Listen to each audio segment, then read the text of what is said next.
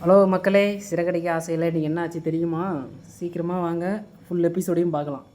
மீனா உட்காந்து யோசிக்க அவங்க ஃபேமிலியெலாம் என்னென்னமோ பேசுகிறாங்க. சரி, நான் ஆஃபீஸ் போகிறேன்ட்டு எல்லோரும் கிளம்புறாங்க. மனோஜையும் கிளம்பிட்டான்.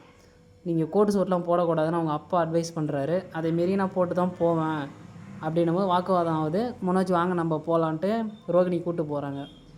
அதே மாதிரி அப்புறம் நம்ம மீனா இருக்காங்களே, அவங்க ஹஸ்பண்ட் வந்து சரி மீனா நானும் போகிறேன், நீயும் பார்த்து போ அப்படின்னு சொல்லிட்டு கிளம்புறாரு. அதுக்கப்புறம் மீனா பெரும் சிந்தனையாக இருக்கிறாங்க. இந்த உண்மையை மறைச்சிட்டுமே, நம்ம சொல்லிடலாமா வேணாமான்னு யோசிக்கிறாங்க. அதுக்கப்புறம் குடும்பம் உன் பிள்ளைக்கு எப்பயுமே சப்போர்ட் பண்ணாத, அவனுக்கு நல்லது இது தப்பு இதுன்னு சொல்லு, அதை விட்டுட்டு நீ அவன் கூட சேர்ந்து ஆடாதன்னு நம்மளால் சொல்கிறாரு. எனக்கு என் பிள்ளைய பார்த்துக்க தெரியும், நான் பார்த்துக்கிறேன் அப்படின்னு சொல்லிவிட்டு 2 பேருக்கும் சரியான வாக்குவாதம். அதுக்கப்புறம் என்ன ஆகுதுன்னா, சரி நான் பார்த்துக்கிறேன், என் பிள்ளைய நான் பார்த்துக்கிறேன், இதுக்கப்புறம் உங்களோட இருப்போம் அப்படின்ட்டு 2 பேரும் போகிறாங்க. அதுக்கப்புறம் மீனா யோசிக்கிறான், ஸோ அத்தை மாமாக்குள்ளே இவ்வளோ சண்டை வருது, நம்ம ஏன் பொய்யை மறைக்கிறோம், பொய்யை மறைச்சதுனால தானே சண்டை வருது அப்படின்னு நினச்சி யோசிக்கிறாங்க. சரி, மீனா பூ கடைக்கு போகிறப்ப என்ன ஆச்சுன்னா, அங்கே பசங்க ஃப்ரெண்டெல்லாம் இருப்பாங்கள்ல, அவங்கக்கிட்ட எதே பூ எடுத்து வரணும்னு சொல்லி மறந்து போயிருப்பாங்க போல். எல்லோரும் ஒருத்தரை மாற்றி ஒருத்தர் மீனாவை, என்னாச்சு மீனா, உன் ஃபேமிலியில் ப்ராப்ளமா சொல்லு, நாங்கள் எதாவது பேசி தீர்த்து வைக்கிறோம், இல்லை உனக்கும் ஹஸ்பண்டுக்கும் ப்ராப்ளமா, இல்லை அதெல்லாம் எனக்கு எதுவும் இல்லை.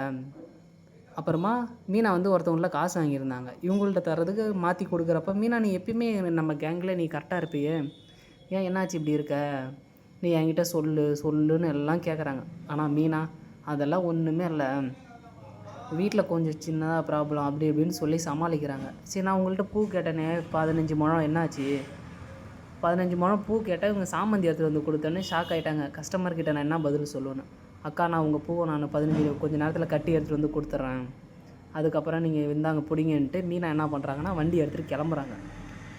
அதுக்கப்புறம் என்ன ஆச்சுன்னா, மீனாவோட ஹஸ்பண்ட் வந்து நான் அவங்கள்ட்டலாம் கேட்குறாங்க, அக்கா உங்களுக்கு எதாவது தெரியுமா என்னாச்சு அப்படின்னு ஹஸ்பண்டை பற்றி கேட்குறாங்க மீனாவோட ஹஸ்பண்டுக்கிட்ட.